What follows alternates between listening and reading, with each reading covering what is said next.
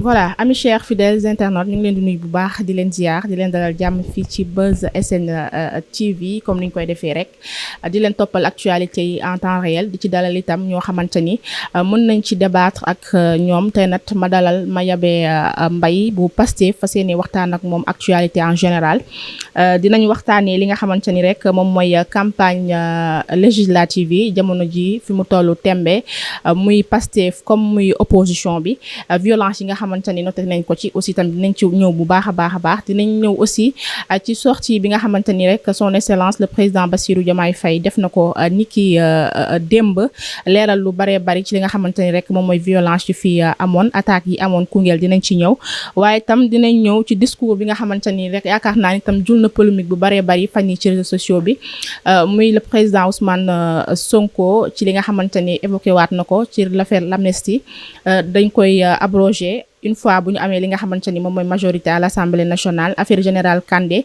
gis nañ réplique yi nga xamante ni aussi am na ci Cheikh Yérim Seck génn na daal di tontu waaye MFDC itam démb gis nañ leen ñu daal di def benn sortie itam indi ay démenti ci li nga xamante ni rek moom moo am ci mbir moomu balaa ñoo xuus dañuy bàyyi suñu invité tonton ñu bàyyi la nga nuyoog suñuy internautes. aouzu billahi mina shaytaani rajim bismillahi rahmaani rahim wasalaatu wasalaamu ala rasulillah ñu ngi lay fay di nuyu internet yëpp incha allah bëgg ànd ak yow faram-fàcce actualité bi bismillah. voilà tonton ñu ñëw dooree ci li nga xamante ni moom mooy campagne législative yi ku ne xam na ni jamono ji seen leader di Ousmane Sonko mi ngi ci terrain bi 7 jours gis nañ. maanaam bu fekkee ci wàllu statistique la gis nañ ni battre ngeen record bi parce que en 7 jours def ngeen 3302 kilomètres ci li nga xam ne rek moom mooy Sénégal xel dal na par rapport ak opposition bi li nga xamante ne ñoom ñu ngi koy prôné boobaak léegi ci terrain bi. waaw xam nga ñoom ils s'opposent par la parole. Nous nous gouvernons par les actes. Donc on a tracé une stratégie te yéen gisu leen ku dul président Ousmane Sonko. fu mu dem en général foofu la buzz bi nekk. dëgg la mais fu mu jógee balaa muy yegg si les secrétaires généraux des structures de base ñu ngi def un travail important. Je peux en citer Abbas Fall ici à Dakar. oui su ñëwee ñu ànd ak moom. dans ci pôle boobu situé la pôle bi waxtaan ci diagnostiquer seen problème wax solution yi après delluwaat bàyyi la ñoom ñu continuer ci li nekk dem. ñun magi Pastef parallèlement nous faisons notre campagne à part. Donc loolu yëpp boole seen ñu dem mais l'opposition on les sent pas. Pourquoi peut-être manque de moyens la peut-être mais li wóor ba wóor mooy on les sent pas carrément. Les peu de sorties qu'ils ont faites je vois déjà Bardoli qui est sonkorisé à Touba je vois Aïssata Sall qui est sonkorisé au Fouta et consorts xëy na raison boo tax seen activité barewul mais quoi qu'il en soit nous battons notre campagne à plein pour arriver à nos objectifs. mais ñoom nag jàpp nañ ni la woon dina woon te dina leer 17. c'est-à-dire maanaam li nga xamante ni moom la ñu bëri yaakaar ni Pastef mën na gagner élection yi ci li nga xamante ni moom mooy comme ni ñu ko waxee avec une large majorité loolu du yombee noonu. waaw il n'est pas interdit de rêver. tu sais il n'est pas interdit de rêver xam nga ñoom xam nañu seen bopp. mais crois-moi. Ce sera inédit au Sénégal au soir du 17. Ce sera une chose inédite, inexistante. Lu masul am au Sénégal mooy am. Qui le 17 bi. Si cette tendance-là ne se renverse pas, il risque de ne pas avoir un groupe parlementaire à l'Assemblée nationale. Toute l'opposition réunie, je dis bien. Donc bu ñu si. mais ñoom gis nañ leen ci terrain bi ci mel ni Amadou Ba gis nañ ko mu ngi dem ci terrain bi. gis nañ aussi tamit. Pourquoi tu ne l'as pas décrit comme tu as décrit Ousmane Sonko? Nee na Ousmane Sonko partout où il passe ras de marée la. Quand tu as dit Amadou Ba dans le terrain, pourquoi tu n'as pas dit la même chose? ah mais Amadou Ba mu ngi drainer foule. mu ngi drainer une très grande foule. une très grande foule. kon gis nga ko. na ko naxee boppam. Mais de la façon, nous déroulons très bien et espérons que on arrivera à nos objectifs. Yéen magi Pastef fi ngeen di battre campagne ici à Dakar. Bon, nous magi Pastef, nous avons commencé notre campagne. Alors, on a même un peu anticipé par une conférence à Thiès. Nous avons fait des Nguyen, nous avons fait des Mbodjen dans la journée du samedi passé. Le dimanche, on a ouvert notre campagne à Kaolack. Nous avons Kaolack, on a fait des visites partout. yi ma ci mën a xalaat rapidement ñu ñëw sama tête on est allé à Yène voir Kouna Fall qui a fait un excellent meeting ban fa jógee on a vu une dame de Marinas madame Ndiaye ban fa jógee on a eu des rendez-vous avec de grosses personnalités porteurs de voix ensuite je crois que avant-hier on était à Mbour où on a fait une conférence dans laquelle en wolof on a expliqué le référentiel, tout le monde était content. Le soir, il y avait tellement de programmes qu'on était obligé de se diviser. Ni dem Almadi, hein, ni dem organisation parce qu'on préparait une marche hier, la marche qu'on a effectuée hier. Ensuite, moi, je suis allé à Yembel et à Kermassar. Donc hier, nous avons organisé une marche des Magui Pastef qui s'est bien terminée. Voilà. Échéance bi ci gën a topp bi gën a jàmp mooy dimanche prochain incha allah une caravane qui quitte Dakar qui passe par Diourbel Mbacké Touba. Voilà. D'accord am na solo mais tonton ñu remarqué li nga xamante ni yaakaar naa ni c'est rare ñu gis ko Sénégal ci législative bu ne jaar na fi mais dañoo gis législative bi mu xaw a tendu un petit peu diggante opposition bi ak ñi nga xamante ni ñoom ñoo nekk ci régime actuel bi violence boo xamante ni maanaam jéggi na dayoo ci politique rek jar na bile violence yaakaar nga ni ci xëccoo wala taataan baatu askan bi jar na lu lii. waaw xam nga violence bi dañ koy qualifier ci ñaari fait ci ñaari kii y a une violence verbale une violence par les actes la violence verbale mooy ce que loolu laay njëkk souligner ce n'est pas parce que ñun ñoo far que duma ko wax mooy les propos regrettables de Abass Fall. Il a présenté ses excuses et depuis lors il conduit directement la voiture sans faute mu ngi dox di dem mais loolu ça peut s'expliquer au fait que sa caravane était tellement longue à un certain moment c'était difficile de sécuriser ñiy joxe leen gannaaw jigéen ñi mujjoon ñu jàpp leen gaañ leen tout des tas de choses attaque boo xam ne c'est lâche ba am na ko ci gaañu boo xam ni il a perdu presque l'usage de sa langue boo sàgg ne dootul sax waxati le reste de sa vie donc ça a fait très mal mais ensuite ñun la ñu attaqué mais c'est que la presse da leen di raayal dafa am ko wax ay propos yoo xam ne c'est regrettable mais dafa am ñoo xam ne dañu jëf on nous a attaqué à Dakar on nous a attaqué à Koungheul maintenant des dispositions sont prises nous ne souhaitons pas le dialogue c'est parce qu'ils n'ont pas d'argument. Réellement, ils n'ont pas d'argument. Depuis qu'il a commencé sa campagne, je le cite parce que c'est notre adversaire. Pas méchamment, je le cite comme ça, Barthélémy Dias. Mais moom il a démenti ça, nee na attaque bi ci yéen la njëkkee ndax yéen a ñëw ba buntu këram cortège Abass Fall. Ah bon, parce que nous n'avons pas le droit de passer ci koñ bi mu dëkk. Alors que ñun ñu concevons même moom mu jaar suñu buntu siège taxaw fa sax bu ko neexee meeting en face. Mais kon moom dafa am fu ñu sàkkal fu ñu war a jaar fu ñu war a jaar. De la façon lui il n'a aucun argument amul lu muy proposer Sénégalais yi booy Dakar là guerrier là tout le temps foofu la yem. C'est pas ça ce qu'on attend de lui. Donc il n'a qu'à se refaire changer wu te ma leen di conseiller ñu génn avant que cette tendance ne se confirme parce que si jamais cette tendance se confirme crois-moi ils n'auront même pas de groupe parlementaire. Ah bon? Ah oui.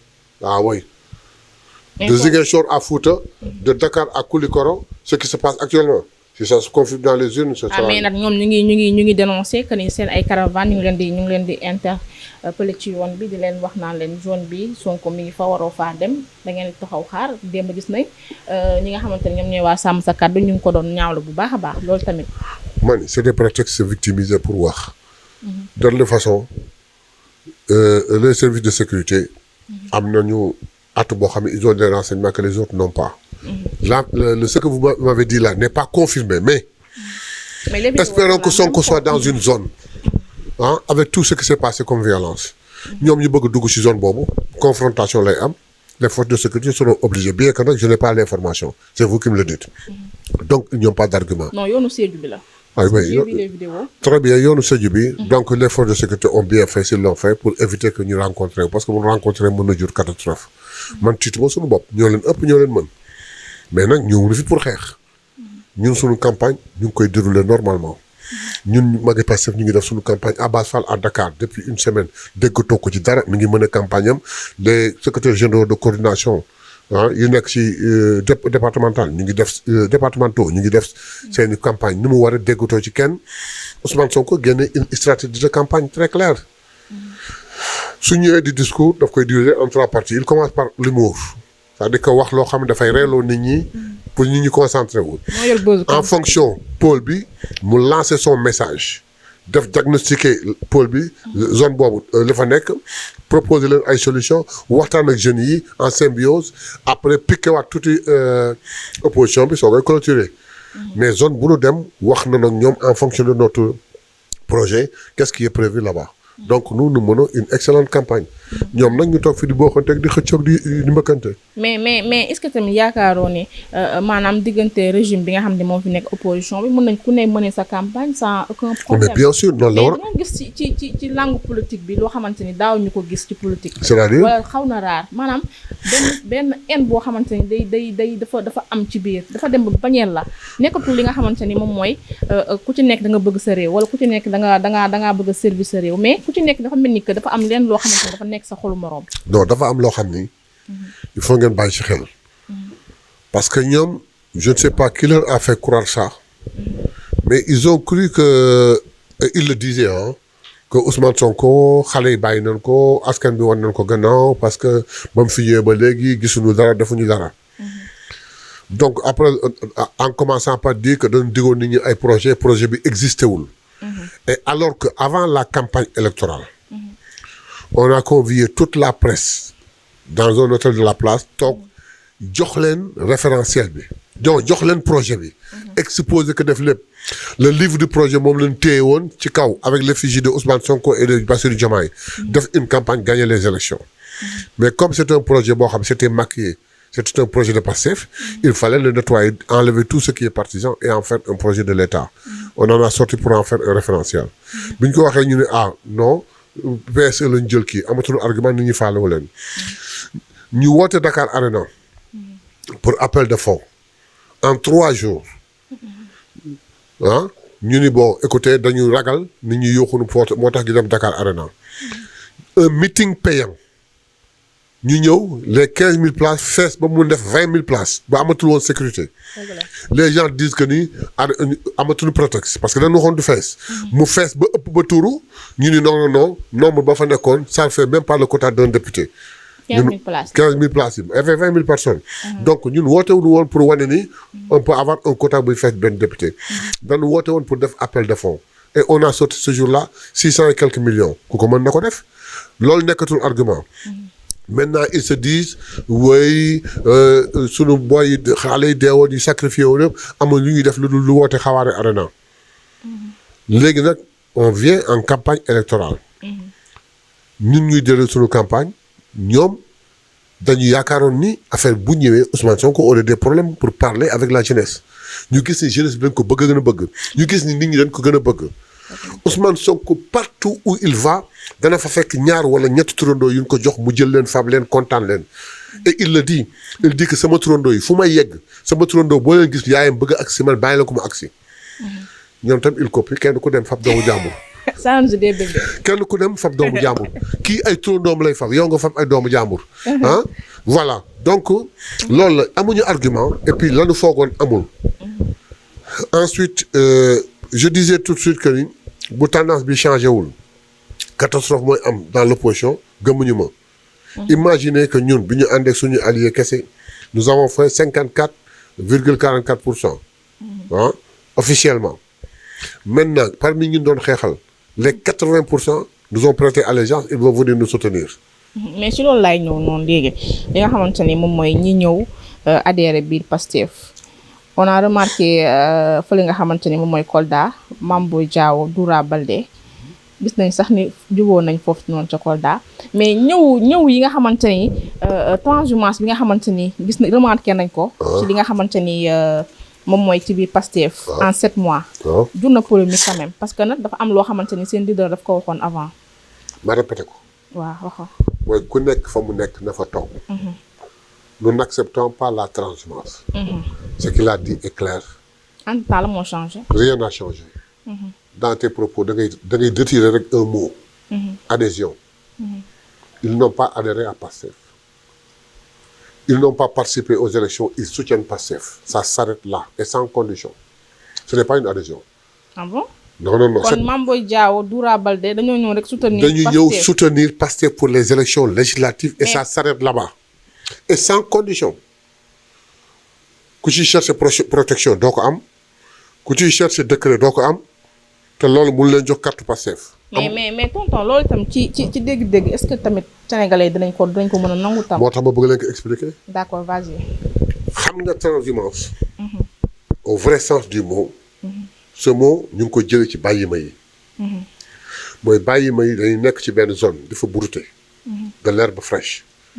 toog fa tant qu'il y a l'herbe fraîche duñ fa jógee. wala tant qu'il y a de l'eau à boire duñ fa jógee. à un certain moment herbe bi rare. naan bi rare. ñu àndandoo ñëpp transhumé pour dem seeti foo xam beneen prairie boo xam ni am na ñax am na ndox. C'est ça qu'on appelle transhumance. Il y a de l'intérêt dans la transhumance, un intérêt recherché. Dans la transhumance, il y a un intérêt recherché. Mais ñii.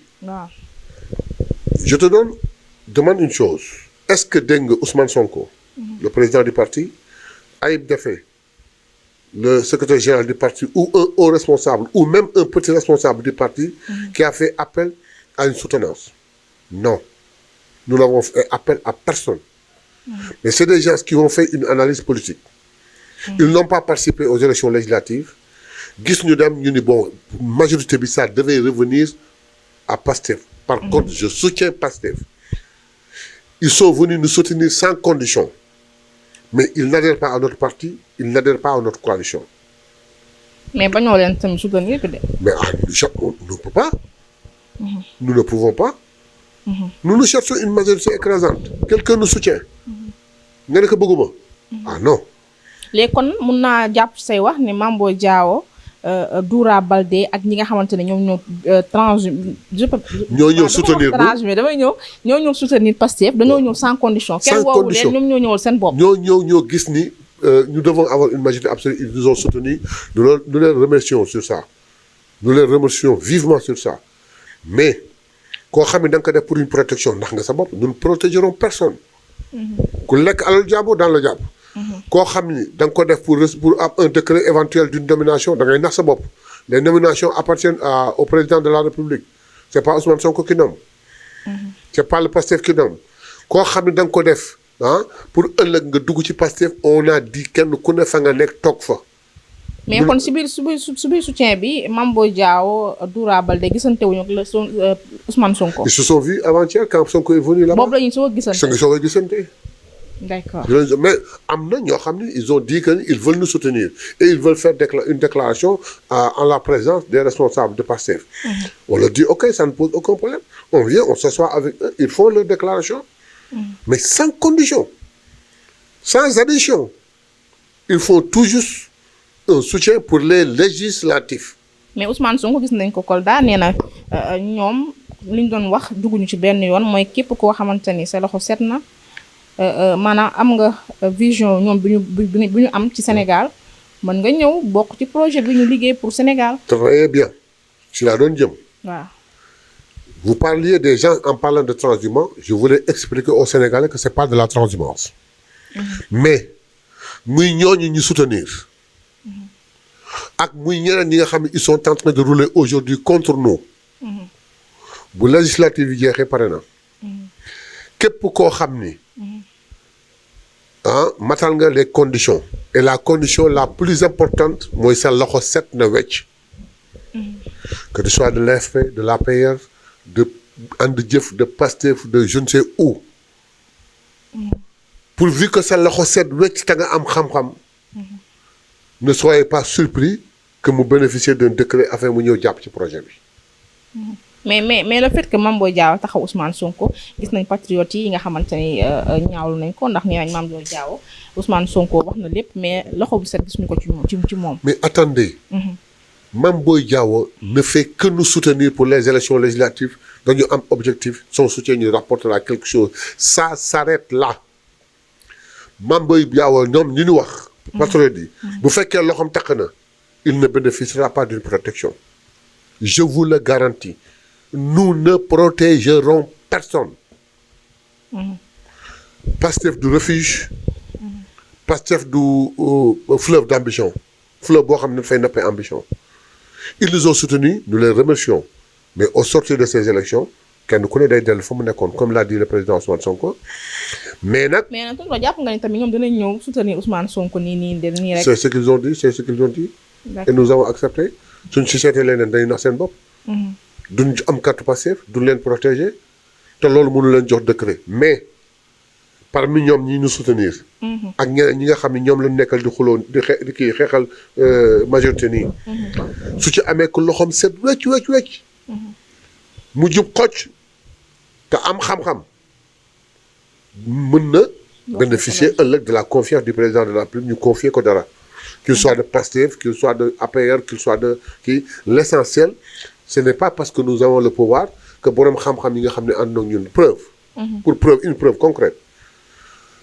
3 ministères souverains. ñu ko jox amuñu carte Pastef bokkuñu sax ci coalition Pastef. coalition Diomaye président muy le ministre de l'intérieur. le ministre de la justice et le ministre des forces armées. ñooñu ni leen nommé de par seen xam-xam de par seen jub de par seen droiture. noonu la mën a nommé keneen. voilà donc mais nag ñii ñu soutenir ils nous soutiennent simplement bu tase après bu jàngee tase kenn ku ne ñibbi këram. ku ne dellu këram d'accord am na solo yooyu leeral ñu jàll ci beneen ponk bi nga xamante ni bëgg naa ko aussi tamit ñu waxtaanee ko muy sortie président Bassirou Diomaye Faye bi. démb gis nañ tey une des journaux yëpp génn relaté ko naan Ousmane Sonko ak Diomaye parle le même langage ndax gis nañ moom Diomaye à chaque fois bu génnee apaisement lay woote. dafa bëgg leader yëpp nañu dal. maanaam bëggul violence ba sax wax na sax li nga xamante ni moom mooy violence bi ñu noté fan yi ci premier jour campagne yi les responsables seront situés képp koo xamante ni def nga amul nga bokk fii wala nga bokk fee yoon dina ci def li nga xamante ni moom mooy liggéeyam mais daal moom apaisement alors que li ñu gis Ousmane Sonko moom il tape dur sur la table. bien. Ousmane Sonko président du parti. ak Diomaye président de la République dans cette circonstance ne peuvent pas parler le même langage. D'accord. Ousmane Sonko a un objectif, mooy avoir une majorité écrasante à l'Assemblée nationale. Il n'appelle pas à la violence. Il répond pas à la violence, à la provocation. Il mène sa campagne très bien en expliquant à chaque pôle bu mu dem seen problème lan la. la solution lan la. su paree cokkaas tuuti. opposition bi pare ci dem wootewul violence. même attaque bi ñu ko attaque sax répondre à la violence. Le président de la République joue son rôle. Il avait demandé à ce que ñu def une campagne apaisée. Mais néanmoins il y a eu des déboires.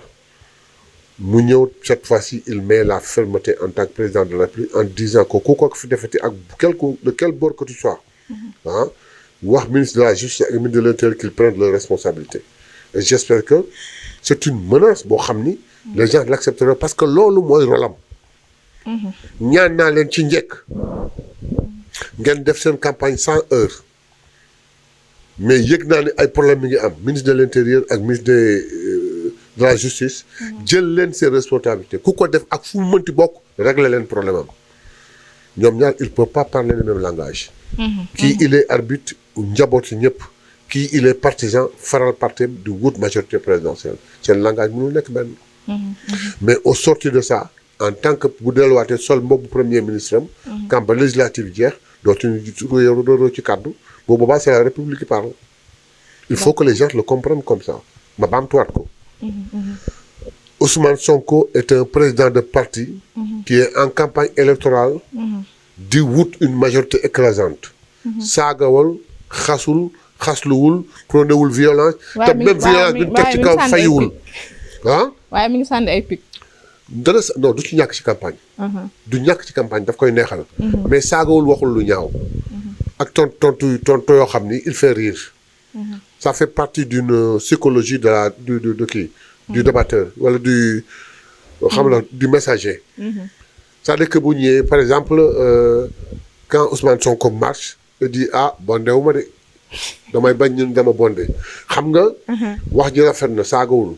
mais tontu na ki doon wax ni dafay bondé xoolal dafa ñu koy wooy sax Mujahideen ba di ko woowal teel ba ordinaire tontu na ko.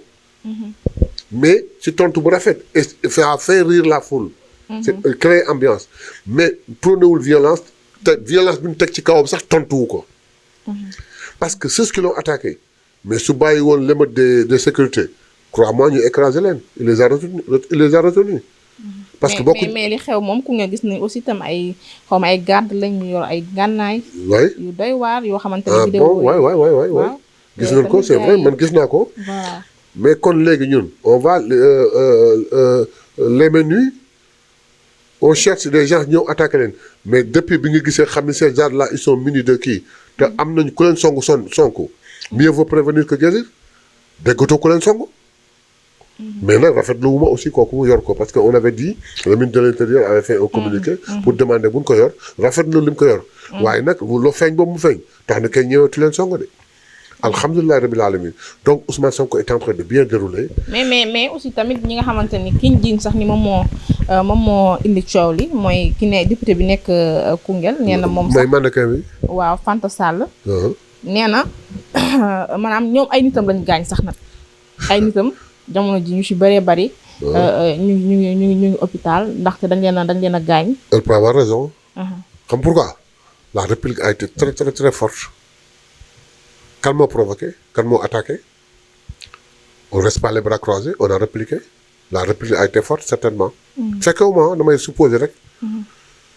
mais moom waxul ci ku attaqué waxul réplique bi mais réplique bi lay fustigé parce que c'était trop fort. donc su fekkoon ni téye na émeutam kenn attaqué wul kenn Ousmane Sonko romb il y aurait pas de problème personne ne serait à l'hôpital. donc pour revenir à la chose importante bi nga doon wax. Ousmane Sonko ne peut parler que comme ça saagawul xastewul prenewul violence te baale nañu ko te répliqué wul sax ñi koy violenté.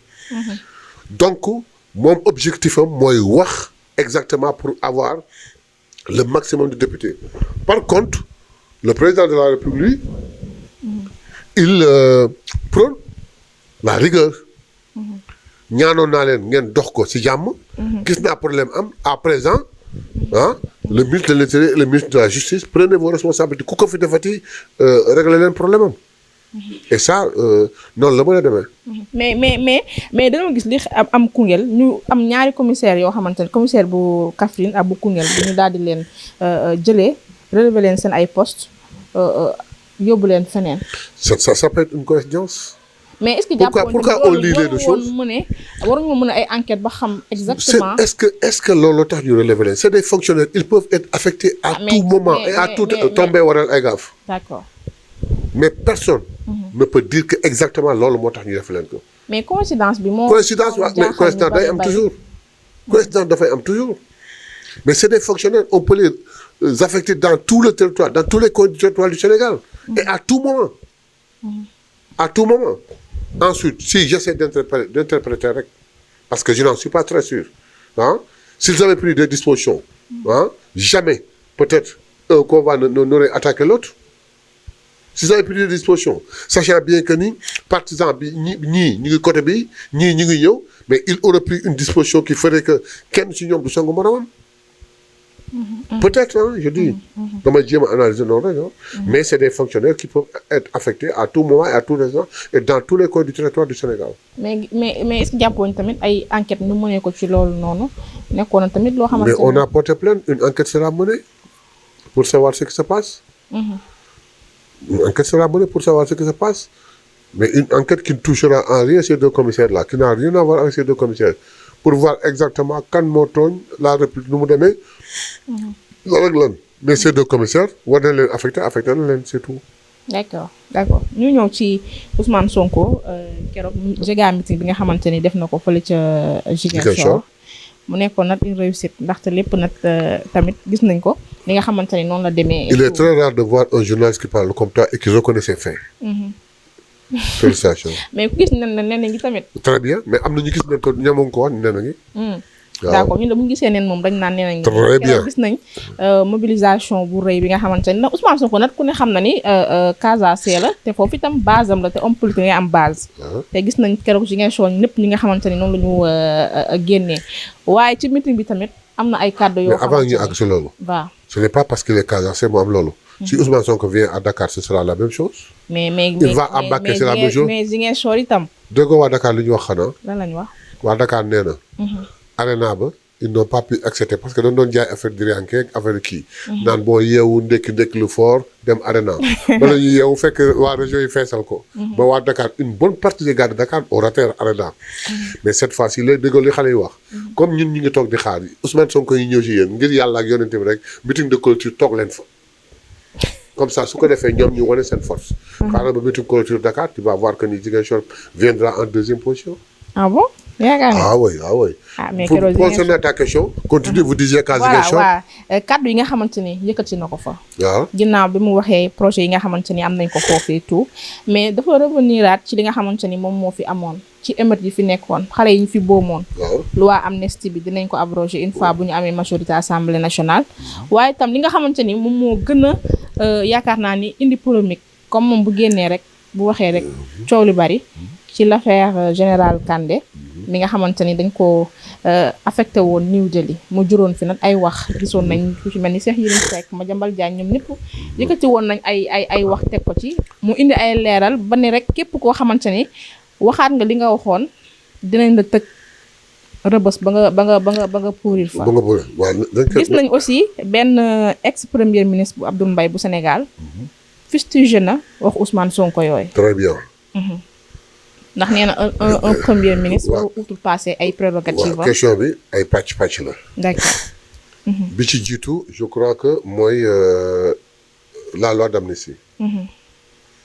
mu ni bu ñu jëlee amee majorité écrasante ça fera partie des premiers projets qu'on mettra en place pour falaxe leen. man ma dolli ci ni si durant notre règne. on a fait du Sénégal un deuxième États-Unis en matière de développement. Et on n'a pas réglé le problème de ces gosses morts, le problème de ces gosses mutilés, le problème de ces gosses emprisonnés. On n'a pas réussi notre mission. Képp kuy wax amnistie en l'occurrence l'ex-ministre de la Justice et ministre des Affaires étrangères Ismaïla Madior Fall, c'est par lâcheté qu'il demande une problème de réconciliation. C'est parce qu'il n'a pas un fils qui a été tué, il n'a pas un neveu qui a été tué. Hein? Mais s'il avait un fils qui a été tué, un neveu qui a été tué, lâchement, il n'aurait jamais dit ce qu'il a dit. Donc, cette loi d'amnistie, le dossier que portait Diomaye et le dossier que portait Ousmane Sonko, est revenu sur la table du juge. Le juge n'a qu'à y aller comme il le veut, comme la loi lui permet. Okay. Se convoquer le Premier ministre, le président de la République lui accordera la permission d'aller répondre. Parce qu'il futur avec le monde. C'est de fausses accusations. Le dossier il l'a dit. Le deuxième point, il est allé en Casamance sous prétexte de la rébellion.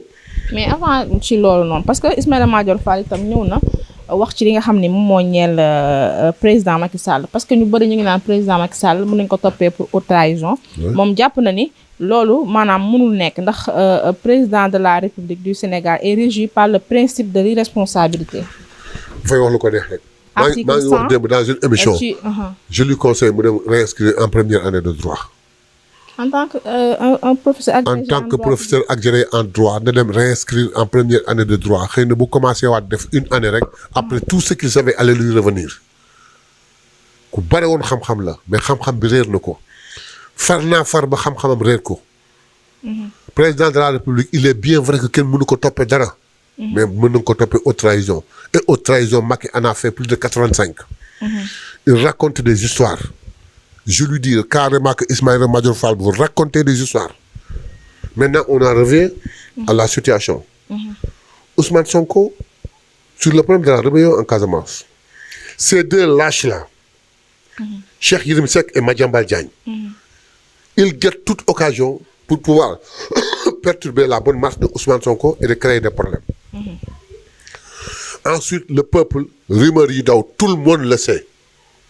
Ça fait plus de 5 mois que rumeur yooyu mi ngi daw ñëpp xam nañ ko. C'est un dossier très sensible boo xam duñ ci wax. Il donne une brèche qui permet à tout le monde de comprendre exactement quelle est la situation. Qu'une enquête a été menée et que le dossier a été trouvé sur leur table. Il fallait agir avec rigueur, avec personnalité. Ils l'ont fait, ils l'ont écarté. duma ci sore parce que dossier la boo xam ni c'est très mais Ousmane sensible. Sonko wax ko ci penc mi tamit lu bëri daf ko war a wax ci penc mi nit ñi xam ko parce que beaucoup de choses dañ koy def mais il n'a pas révélé le dossier dafa ne rek fekk nañu kii boo xam ni am na yoo xam ni dafa bëggoon empêcher dañu bëggoon renvoyer élection yi wala dañu bëggoon Ousmane kii Bassirou Diomaye Faye du accéder à la présidence malgré qu'il soit élu loolu rek la ci wax li nekk ci biir wax ko ça suffit pour que les gens comprennent Cheikh Yérim bi rëy làmmiñ moo waxoon loolu ba tax ñu wax lii nee na booy boo ñu defal ko Selim loolu du réponse bi la réponse mooy na répéter li mu waxoon Ousmane nee na ku ci waxaat dem Rebeuss na ko waxaat. mais wax na ko ci vidéo bi de xanaa. non dafa waxoon. Ousmane Sonko wax ni à partir d'aujourd'hui ku ci waxati. ah di nga lay ak buur. mu ñëw naan ma préparé kii parce que du ma ci noppi déedéet su fekkee li muy wax dëgg la da ciy wax ni man jaaraat naa ci propos yi répété waat les mêmes propos. te sama neexul de.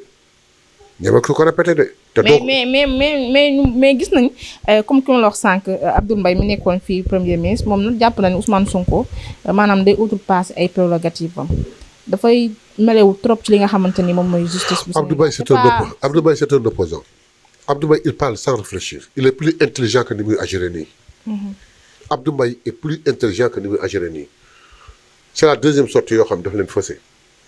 La première sortie, moi, quand Ousmane Sonko a parlé de 1000 milliards trouvés dans un compte, il a déduit rapidement que c'est un compte qui se trouve ici au Sénégal. Qui lui a dit que le compte était ici au Sénégal? Un compte, 1000 milliards dans un compte, mais qui lui a dit que 1000 milliards il n'a même pas réfléchi. Il était prêt pour rebondir, uniquement pour contrer Ousmane Sonko.